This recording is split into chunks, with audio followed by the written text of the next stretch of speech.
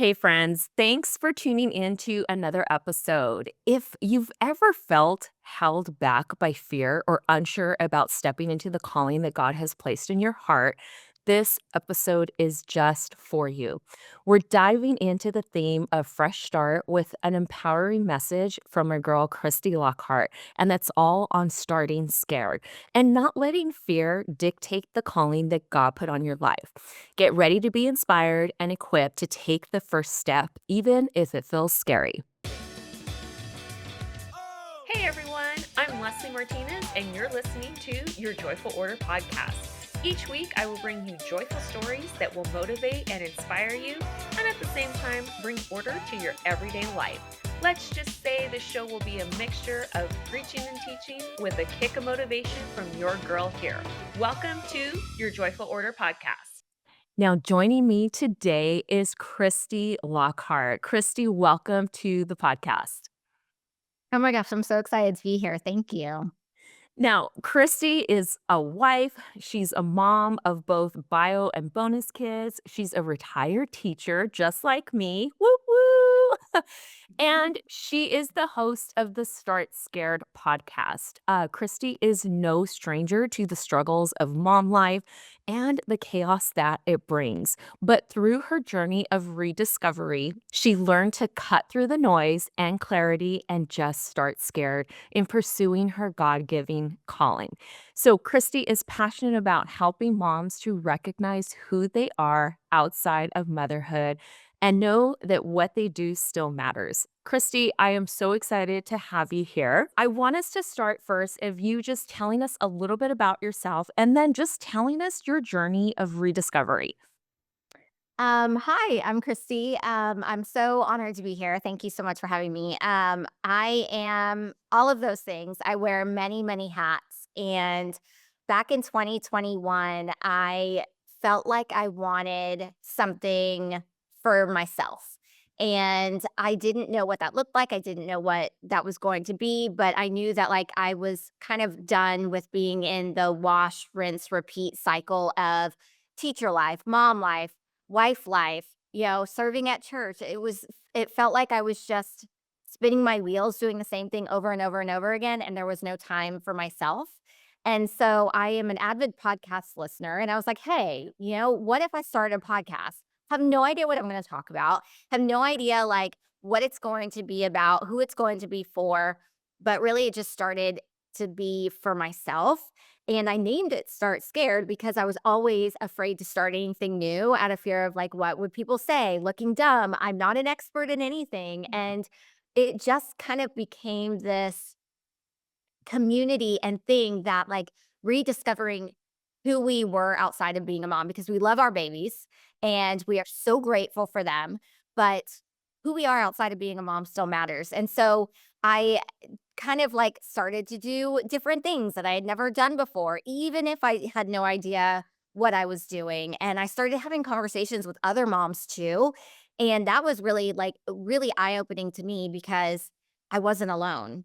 I wasn't the only one who felt the same way. And so it just kind of became this thing of let's go and do things, let's go and explore. And what were the things that we liked to do before we were being a mom, before we were a mom, because those things still matter too. And so I'm still trying to discover who Christy is outside of being a mom, Mhm. but I don't think we ever arrive. I think that's why it's the journey. And, things that I did a couple years ago are not things that I do now. And, it's been really cool to show my kids and show my husband that, I can wear these different hats, but, who I am on the inside still really matters. And, so do you. Yes, I love that. And one of the things having you yourself been a teacher, being a teacher in itself, you're not just wearing the hat of mom, you're wearing the hat of teacher and mom to all those kids that are in your classroom. So your mom times like whatever, however many students you have, plus your own biological children. And the decision making that goes on, which is being a teacher also is very overwhelming, you know? So the thought of trying to do things for yourself, it almost seemed burdensome, right? Like it was an extra thing to do. and you're just physically drained after a day in the classroom with all those kids decision making. The last thing you want to do is come home and try to think of anything else. It's not just the fear, but it's also just the overwhelm as well. Now, Christy, how would fear actually manifest for you? And like, what were the steps that you did once you saw that, hey, this is fear that's holding me back? What were some actionable steps that you took to help you to move past it? So I feel like when I start to be afraid of things, I'll ruminate and I'll think of worst case scenario over and over and over, and then I'll isolate. And that's the biggest thing is I put myself on an island. I don't tell anybody what's going on. I don't tell anybody, oh, this is what I'm thinking or X, Y, and Z. I just kind of go through the motions and pretend like I'm a mask. I put a mask on of everything's okay. And so the very first thing that I did was I was like, okay, I can't sit on this island. I can't pretend that everything's okay. And so I told my husband, I was like, I'm not okay. I'm not happy. I don't know what's wrong. I don't know what's going on. And I feel like the first step is to tell somebody that something doesn't feel right. And that person is obviously you want it to be a trusted person in your life who's not going to just be a yes person and tell you everything you want to hear because that's not going to get you to move any mountains. It's not going to get you to step outside your comfort zone. But someone who's really going to sit and listen and not try to fix things, but ask questions so that you can reflect back on, oh my gosh, what's going on? Why am I feeling this way? And I even just had a conversation with my husband 2 days ago. He was like, "What is going on?" I was like, "I don't know. I'm just not happy." And he was like, "Well, you need to figure out, you're focusing on these X, Y, and Z. I think you need to go internal." And so, I started praying more. I started journaling more. I started reading, doing my devotional more and just really kind of pouring into myself because if I don't pour into myself, scared or not, how am I going to be able to pour to into anybody else? And so I think actionable steps, first thing is just ripping off the band-aid and telling somebody. And like, this is what I want to do. This is what's weighing on my heart. This is what I'm scared to do. Now what? And I think just speaking it into existence and regardless of what it is, speaking it into existence also kind of makes it not as scary because you're like, oh, I can figure this out. I have people around who are going to help me figure this out. And I think that alone, just sharing with somebody is scary in itself, right? Like, because it's almost like that fear now becomes a reality because now you're expressing it, you're sharing it with people. And I was in the same boat as you, Christy. Like, it just took for me to sit down with my husband and be like, I don't know what's going on. I don't know what the next steps are. I feel kind of the same. I'm not, for me, it was, I don't feel fulfilled. It wasn't a matter of, like, I'm not happy, it was a matter of I don't feel fulfilled. I don't feel that I am doing all that God called me to do. And the doubt and that fear resonates, and then, through journaling and prayer and all of that too, you start to see, like, some of the layers that unravel as to, "Okay, I understand why I have fear. I understand why I have doubts on these things." Now, how would you define, like, scared? And how do you think that fear shows up just when we're stepping into a calling? Like, for Christy, if I were to ask you, Christy, what is one thing that you are most scared of in your life? What does that look like for Christy? This is more of a thing. I am terrified of tornadoes. And so that is probably not what you're expecting for me to say, but I'm terrified of tornadoes. And anybody who knows me knows that. And so instead of focusing on, "Oh my gosh, I live in a place where there's tornadoes. Tornadoes are gonna happen all the time. What can I do to help with my fear?" Obviously, pray and give it up to the Lord, but physically, what can I do? And so when we when we built our house, we turned our pantry into a safe room. And so that gives me peace that if there's a tornado, I have a spot to go to. And so that probably didn't answer your question, but I feel like what I do is if when I'm feeling afraid, It's usually, again, worst case scenario. And so if I can speak that worst case scenario into existence, chances are 9 times out of 10, that worst case scenario is not gonna happen. And so if I just speak it out loud, then I'm like, "Okay, well, that sounds ridiculous. That's not gonna really happen." And then I feel like there are so many times where I have held myself back from doing things because I was so scared. But then as I've gone through this journey, I'm like, okay, well, God wouldn't have placed it on my heart if He didn't want me to do it. If there's something that I'm terrified to do, starting a podcast, I was thinking about all of the things that I've been scared to do in my life. Like meeting my husband was scary because we went on a blind date and he didn't quote unquote fit my criteria for a partner. But had I, like, let that fear of he may not be what I want hold me back, I wouldn't be married to him for almost 13 years and have 3 amazing kids. Like, so I feel like what is so important in being fearful is, like, you feel the fear and you acknowledge it because it's there and it's there for a reason. But I also remind myself that if there is something that is I'm afraid to do, and I'm nervous to do, usually it's because it matters and because Mhm, I need to do it. mhm. Yeah, that's so good. I am right along with you on that part, not the tornadoes.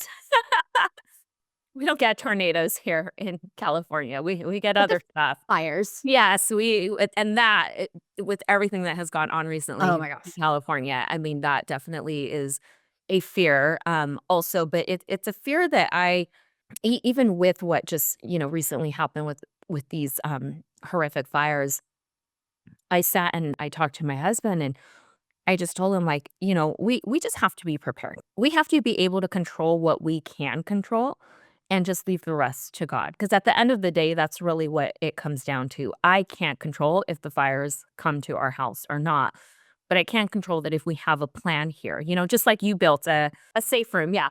See, we don't talk about those in California, so I don't know what they're called, but do what you are, have control of.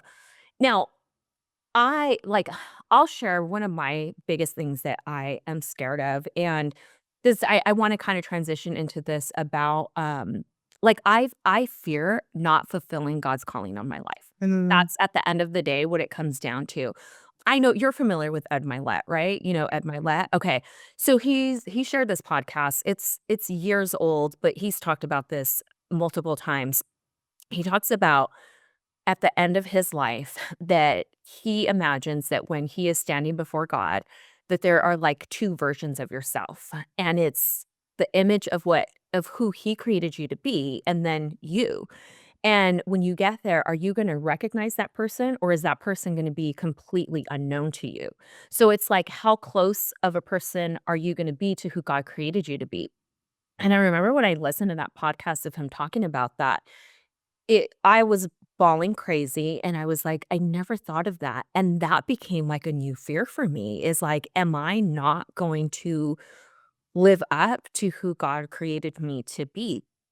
And I don't I don't wanna, like, go too deep into this of the whole, like, fear of God kind of thing, because there's lots of different ways to approach that, but for me, my biggest fear, it is kind of a fear of God, but it's not that I fear God. I don't fear him. I fear being away from God.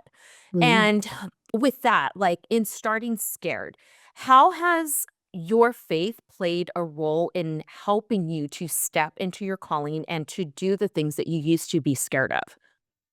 That's such a great question, and it's actually, like, kind of my come to faith as an adult story. And so we were doing it was back in 2012, we were doing a John 3:16 study, and I grew up in the church, I believed in God, but I grew up Catholic, and, it was kind of like, my mom made me go to church. And so I believed in God, but I didn't wanna be there, right? And so we were going through this study, and I remember always thinking, "But how?" Like, "How is all of this possible? I'm supposed to believe that he created the earth. I'm supposed to believe that he knows everything, but how? Like, I couldn't wrap my brain around how it was possible. And so, doing this study, we were sitting around the dining room table with a bunch of women and we were talking about it, and I was very honest. I was like, "You know, I feel like I believe, but I just don't get like I'm scared to even say that like put all of my trust and my faith into this person, this being, but it just doesn't make any sense to me." And they said, "And that's the beauty of faith. Is it doesn't have to make sense because he knows all and we're just supposed to trust." And it felt like a weight was lifted off my shoulders that, "Oh my gosh, I don't have to control it all. I don't have to get it all. I don't have to understand it all. I can feel the fear and trust that God's got me no matter what." That he's got my best interests in mind, even if my plans are different. Same thing like when I had these plans for a partner for my husband. He God had such a greater plan than what I could have ever dreamed, but had I not trusted that he had my best interest in mind, I wouldn't be married to him. And same thing when I was a teacher for 18 years and I was like, this is not it anymore. Just like you were saying, like being fearful of not, you know, fulfilling God's purpose on on your heart. Like I had tears in my eyes when you were telling me about, Ed Milet's, two versions of himself because I was like, that is how I feel too. Like I was going through the motions every single day, wash, rinse, repeat. And my family was getting the leftovers of me. But being a teacher was all I knew. Getting that income was all I knew. I only ever wanted to be a teacher since I was 5.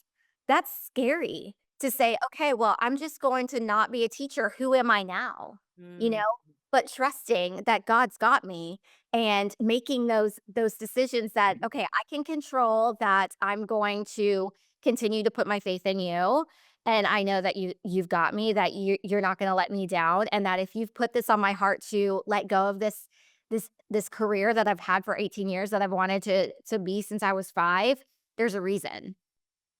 Wouldn't have put it on my heart if you weren't going to help me figure out what that reason is." And, when you were talking about how, like, you wanna fulfill this purpose, when you said it wasn't that you were unhappy, and I was like, "Yes, that's what it is." Like, I want to fulfill my purpose. What is my purpose? My purpose was being a teacher for 18 years. What is Christy's purpose in 2025? I'm scared because I don't know what it is, Mm. but I know that I'm here for a reason, and I know that God wouldn't have put me here if he didn't have something more for me. So I have to trust that it's going to be scary, and I'm gonna have to take steps, and I'm gonna have to, like, not see the full staircase, but I'm gonna have to take that one step at a time because what's on the other side is gonna be something far greater than I ever could have imagined. But if I didn't put the trust and I didn't have the faith, then I still would be unhappy in a job that didn't fulfill me, and I would be giving my leftovers to my family who deserve the best of me, you know? So good, Christy. My brain is just going so many different ways because I'm like, "Yes, yes, yes, I wanna talk about this and this." But one of the things first, like, you, uh, you and I have so many similarities because shedding that identity of teacher, right? I worked in a church for so long. I worked with kids for so long since I was 18 years old. I did, like, almost 20 years of working with kids, and when God was pulling me out of that also, I almost went through, like, an identity crisis, right?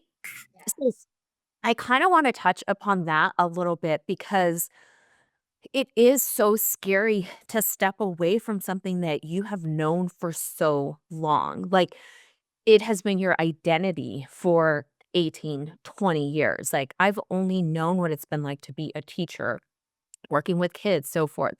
And to take you out of that, and now I do have to say, I'm just gonna add this because I know I have a lot of teacher friends that listen to this. Teachers can do anything. Like, literally anything. You put us in any other field, we are going to figure it out because that's just what teachers do. So it's not a matter of being fearful of, "Can I learn something new?" Right? Because that's all we do as a teacher. We're constantly learning new things, learning how to adapt to teach the kids and the students that we have. So adapting and learning new things, I don't think is the biggest challenge. I think the biggest challenge, and this isn't just for teachers, this is for anybody else who may be an accountant, maybe, you're a stay-at-home mom, any of that.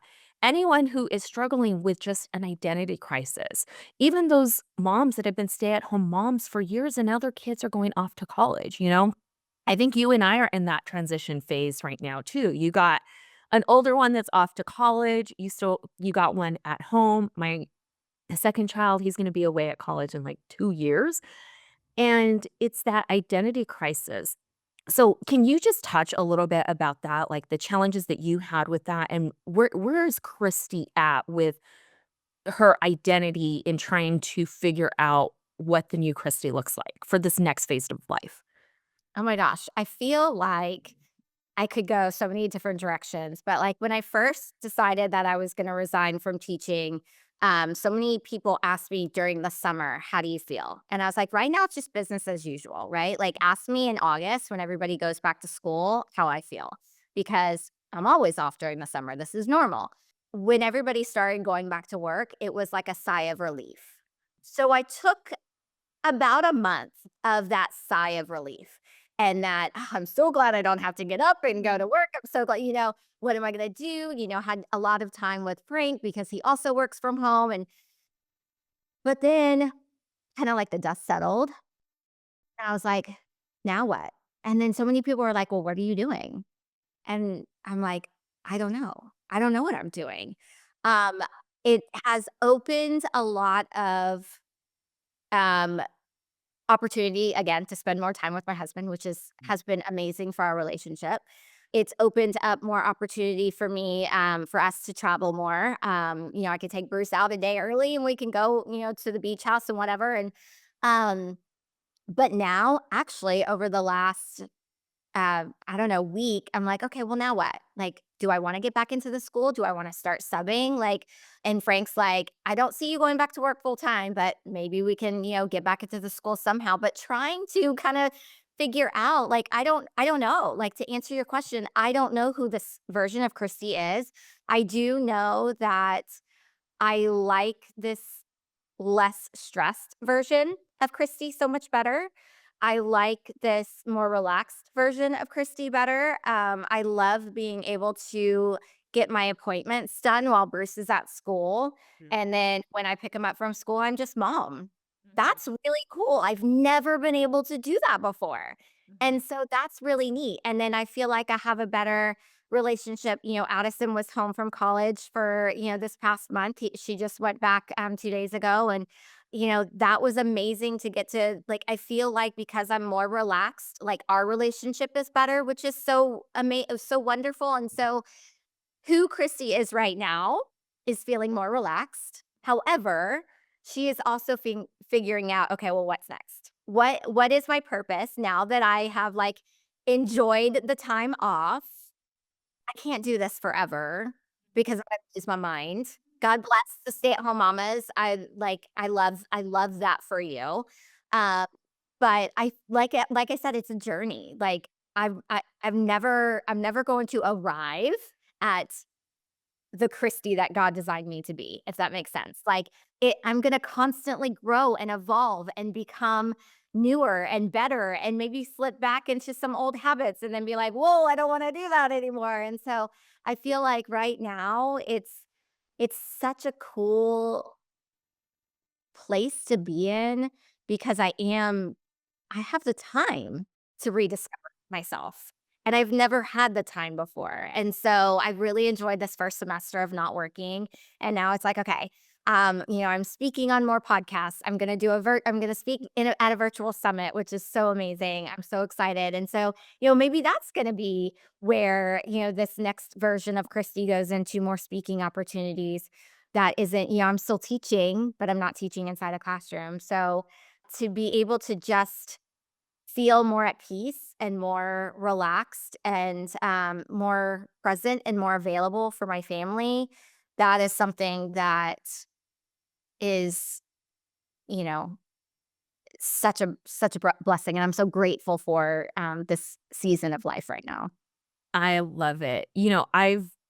I've been in this season for, I don't know, 4 years now, and although during these 4 years, like, I launched a podcast, started a side business, I created a couple journals, and just kinda doing the things that God put in my heart, but it took some just sitting and unpacking, like, it's almost like, I know this is, um used so often, the whole butterfly term, it's Mhm. like you're a caterpillar, you're in a cocoon for a while, and then finally, it's like God gives you these new wings.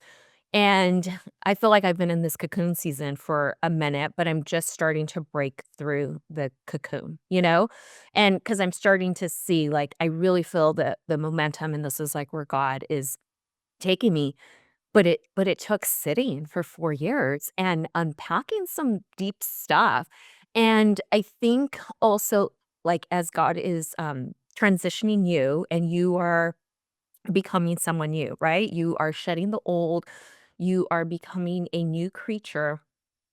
God needs you to evolve, like you said, we're constantly renewing ourselves, and we're never the old person. We're constantly chasing a better, newer version of ourselves. But in order to do that, we do have to unpack some of the past, Yeah. And I sat heavy. I did like I guess you can call it like a therapy intensive. It was like 3 days of some really deep diving, digging deep stuff, that some stuff had came up that I didn't even know that I had buried deep down. So part of this process, it is scary Mhm. also to sit with yourself, and know that there's a lot of women out there that they keep busy because the noise, the internal stuff is more scary than just doing the dang thing, right? Uh, what encouragement can you speak to that, maybe that mom or that other, fellow teacher, just fellow woman that is in that place right now where they feel that they need to transition, but they're scared of sitting with themselves, what encouragement can you give for them? I can just say, like, I was you, I am you. Because, you were saying that that noise is so loud, it's easier to stay busy. And I was like, yes, that. And I Mhm, feel like that's how my life was for so long. And it is scary because then you really have to kind of sit and look at yourself in the mirror and recognize, okay, well, what I'm doing is not working, or I don't like this about myself, or, past traumas or whatever. But I feel like you said, like you can't shed those layers. You can't break out of your cocoon if you're continuing to hide from yourself. mhm, You can hide from other people, you could mask from other people, but you can't do that to yourself. And you mhm, certainly can't do that to God because he knows it all, you yeah, know? And so it's hard and it's scary and it's uncomfortable, especially if you are like me who, you know, wore busy like a badge of honor for so many years. Um, but it's necessary. And what I would say to the woman listening, don't feel like you have to do everything all at once and overhaul everything, because that is in itself is extremely overwhelming and very scary. And the first thing that I did actually was I found a new devotional. And I wrote it on my calendar, and even if it started out as a box to check every single day that I was gonna do my devotional, and, whatever you're looking for, joy, happiness, hope, maybe grief, whatever devotional you're looking for, I put it in my calendar like a checkbox, and mhm, now it's something that I can't go a day without doing. So that to me, I think is such a and it takes me 5 minutes, but it gets me started. It gets me kind of, my headspace gets better wherever I was, before I jumped into my devotional, even if it's like, on your phone or whatever. And I also recently I bought a new Bible, and I'm so excited about my new Bible because my old Bible was, like, falling apart, like, the the binding, like, came completely off of all of the paper, and so I'm like, "I can't do this anymore." I mean, I can go get it fixed, and I will, but so I was like, "Okay, well, I really wanna find more joy and laughter this year, and so I'm gonna find more joy and laughter, with my relationship with God." So, of course, I'm gonna continue to do my devotional, but I got a new Bible, got my new Bible tabs, I got a new journal, I got new pens and highlighters that don't bleed through your Bible because if you know, you know, and I'm so excited about it. And so that is something that like is so simple, right? Like I'm not one to like read the Bible, front to back and or just open the Bible and read. Like I've got to have those verses, from my devotional that I'll go and read. And that was just something that I was like, okay, it's something small. Like I said, I put it in my calendar until it became a habit that, like, I had to do, I wanted to do, rather than just a box to check. I love it, and nothing like a new journal or new pens to get a teacher excited about something, right? Tell me you're a teacher without telling me you're a teacher. Totally, like, you're speaking my love language right now too, Christy. I'm like, "Oh my gosh, I'm so excited for you." So, and, it is so simple, like you said, something so simple like that to get you excited, to get you on track, to just go deeper, And that's why I started creating because there's nothing like a new journal, right? That's why I had created, these journals because 'cause I'm like, I have found so much of like myself, I've found so much joy in journaling and allowing God just to speak to my heart. My heartfelt prayers are out in my journals. My pain, my fear, my anger, you know, my anguish, all of that just heavy in my journal. So I'm a huge advocate for all of that. But I do know a lot of women that are listening, they don't have the resources to invest in therapy, to invest in coaching or counseling. So I just want to advise to those ladies, go spend 5, 6, $10 on a journal. You can go online, you can get journal prompts online, free journal prompts Mhm. for self-discovery, for finding joy, for fear. Like there is so many journal prompts that you can go and look. You can even use like ChatGPT and say, "Hey, give me 30 days of guided journal prompts for whatever you're struggling with." Because journaling is a form of therapy that has helped me so much. And again, I'm a huge advocate for um therapy and all of that, but I think it saved me a lot of money in, like, actual therapy, because I learned to just put it down in paper. So, there's nothing like that resource that we have to help us to go deeper, to put our fears down on there, and to go through this journey of self-discovery also. So, I wanna ask you, as we begin to just kinda wrap up a little bit. Now, being where you're at now, you started scared. You've learned like, "Hey, I'm gonna start doing these things. I'm gonna start really trusting God in these areas and just doing things that I used to be scared of." How do you handle the setbacks? Because fear still creeps in, right? It's still there. So, knowing what you know now, how do you handle the setbacks when fear starts to creep back in? Oh my gosh. That's such a good question. Like, I handle the sweaty armpits, and it's just like that, when things are scared. But the setbacks happen and they're always going to happen. Like, life is not rainbows and unicorns and, happy things all the time. And this is what I teach my 9-year-old son all the time is that, bad things are going to happen, but how you react to them is what, shows your true character. And so, I try to remember that like when you're scared, when bad things happen, that there's something else. Like this is, rejection is God's protection kind of thing. Like I remember when I just had Bruce and I was 7 days postpartum, y'all, 7 days. And I had an interview to go and teach third grade at a brand new school. And I wanted to go to this new school so bad because it was opening a STEM it was gonna be a whole STEM school, but I was 7 days postpartum, and I was so scared to do this interview, and I did it anyway, and I didn't get the job, and I'm like, "Now what?" Because all of my friends got got the position, and so I'm gonna stay at this school with none of my friends anymore. I'm a brand new mom. I'm and they were gonna move me down to 2nd grade, so I'm like, "Oh my gosh, like, this what am I gonna do?" Like, I had to fully trust, and so God put it on my heart that, "Okay, well, you're gonna need to just resign." I'm like, "What? Resign from teaching? Like, are you kidding?" And so I was terrified to do that, and I'm like and at the time, like, we needed my income. So, like, resigning was like, "Are you what?" Like, I need to lose my income and then what? You know, I have this brand new baby, and then what?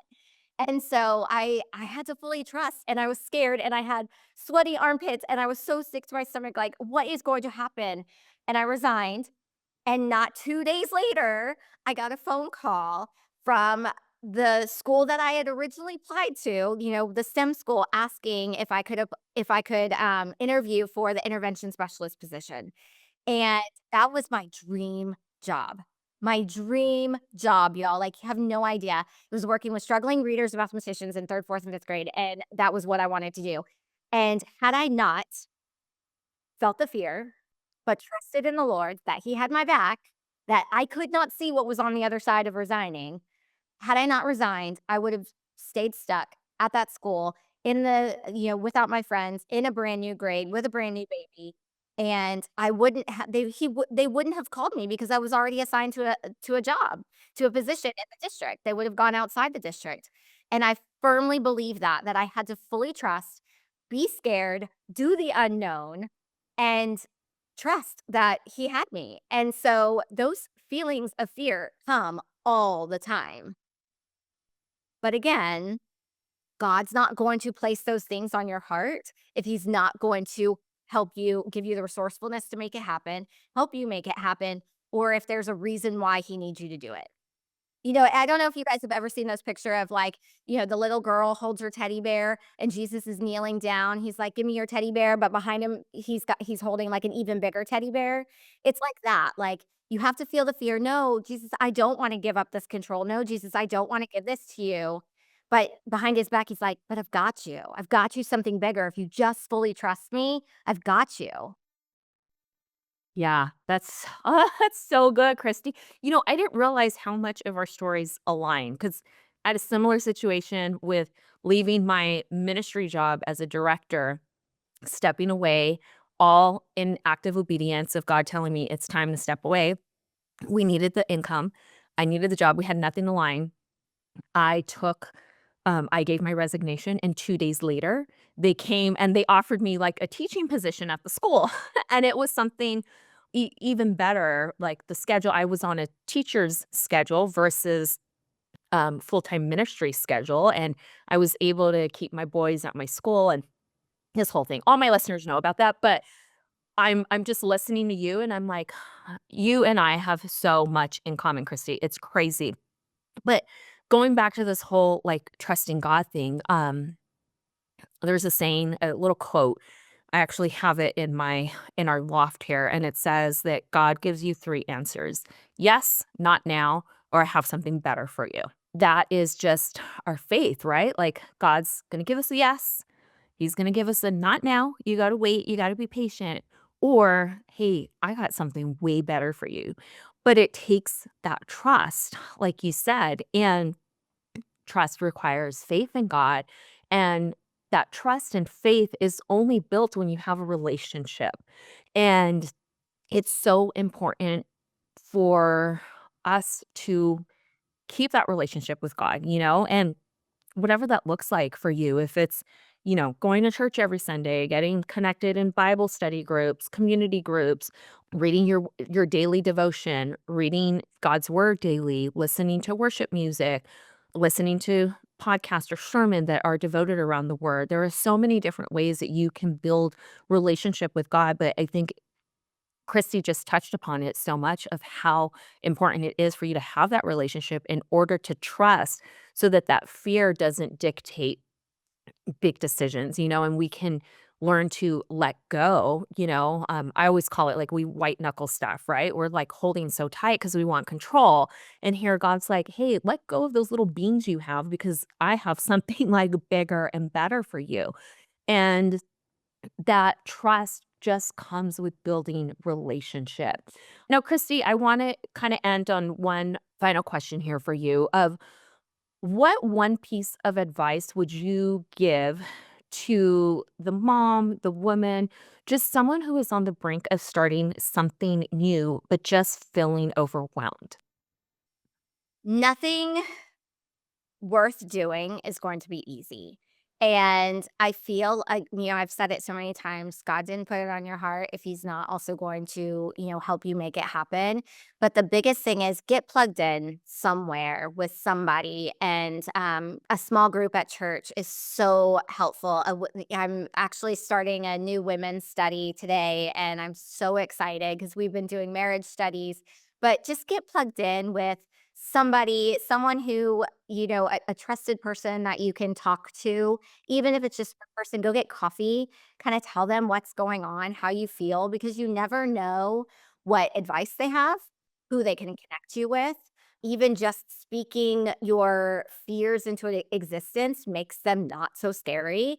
Everything, the bad stuff hides in the dark. So when you bring it to light, it's not as scary. And so just talking to someone, getting plugged in with someone that you can just surround yourself with, or a group community that you can surround yourself with.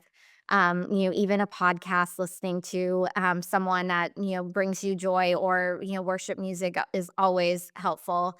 But not staying alone on your island and ruminating on the overwhelm, because then you're just going to continue to drown, and that's not going to help. So, Yes, such good. I second everything that you it's so good. Okay, so I always close on some fun questions so that our listeners get to know Christy a little bit more. So, if you had a free afternoon, Christy, with no responsibilities whatsoever, what would we find Christy doing? we would be laying on the couch reading a book. Ooh, okay. And my next question is, what is a book that you would recommend to the listeners? Okay, so I'm gonna be 1000% honest. I cannot do because I'm like I'm a hard copy book reader. And so like if I was gonna do like a nonfiction book, it would have to be an Audible. I can't read them. So I love a good rom-com book. I love a good psychological thriller book. My books are just for pleasure. They're just for me. And they're just to kind of like shut off all the noise and throw myself into a completely different world. So, those are my types of books that I I love to. love it. Now, what would be an audible that you would recommend our listeners as far as, like, personal growth or something? I love, oh my gosh, anything by, like, John Acuff, love him. I also love anything by, Jamie Kern Lima, Mhm. Worthy. Oh my gosh, like, amazing book. So yeah, those are definitely good ones to read for sure. Love it. I just did a John Acuff, Audible binge on, like, 3 of his books, I think towards the end of last year. Love him. And I'm still going through Worthy. It's been a long process. It's so good. I'm actually doing her workbook alongside it. So I'm really doing like a deep dive on it because that is something that I personally struggle with is like the feeling of worthiness and stuff. So I'm still going through her book. And I mean, like, those are the types of books that, like, you have to digest, like, the fiction books are the ones you could just, like, fly through, but the ones that you really need, and the ones that you really need to soak in, like, you're not gonna read it cover to cover in 3 days, Yeah. You Yeah. have to sit and digest and reflect and journal and talk to somebody about it, and, but yeah, that Worthy was I It's such because a we good saw book. our speed, and Yes. no. Yes, yeah, Yes, and, oh my yes. gosh, she's We were so there, and I had the amazing. opportunity to actually, like, share with her, and that was just like yeah, Yes, that was, I mean, kind of like a God moment for me of just kind of unpacking, like, all of that. I shared it in an episode, I'm not gonna go, like, do sorry deep to into bring it. it No, back. no, no, no. But No, I just don't wanna bore the listeners too much here. But that's why I've been sitting because I didn't realize that, I struggled with worthiness, and where it came from. So I had that like God aha moment at that. Now, for the listeners, Christy and I were both at the Empower Her conference last year in Denver, and it's a podcast, or it was an event. There's a lot of fellow podcasters there in this community. So she was there, and she saw the whole moment that I got to have with Jimmy Kernlima. But that's why I've been sitting with that for so long because I realize, like, how much work I have to do in that area? But anyhow, Christy, just you were such a breath of fresh air, honestly. I am so, delighted that you said yes, and I just wanna thank you so much for your time. Tell us how the listeners can connect with you and, hear more about Christy. oh, well, first of all, thank you so much for having me. I mean, when you asked me to come on, I was like, absolutely, 1000%. There wasn't even a thought in my mind, so thank you. But I am over on Instagram. I'm hit or miss over there. Like I'm really trying to not let social media consume me so much, but I am over there at Christy Lockhart. And the podcast, you can listen to that. It's a weekly podcast, launches every Wednesday, and it's called Start Scared, and it's anywhere you can get podcasts. I also have a text community, and so that's a great way to come in and chat with me, off social media. So yeah, that's something that we can put in the show notes if you'd like to. And yeah, I'd just love to connect and get to know fellow mamas, fellow teachers, fellow women who just are out there to make their life better. Yes, awesome. Now, Christy, her podcast, I listen to it quite often, Christy. I do. I love your podcast. So encouraging. And I love that Christy just has like just kind of almost I want to call them like venting sessions, but they're not venting sessions. Like you just speak what's on your heart sometimes. She just comes on and I'm just like, it's like just having your girlfriend in your ear kind of podcast. And I absolutely love it. So again, thank you just for sharing your heart and for inspiring us all today.